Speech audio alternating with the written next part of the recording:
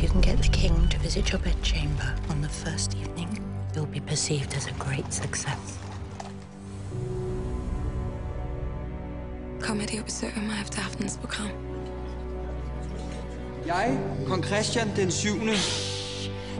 erklærer hermed krig mod lort.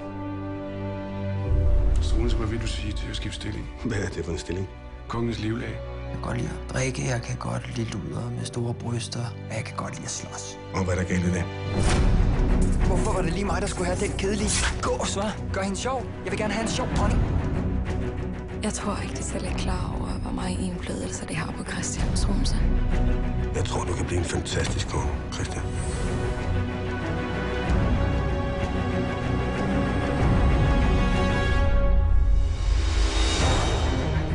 Jeg er gravid.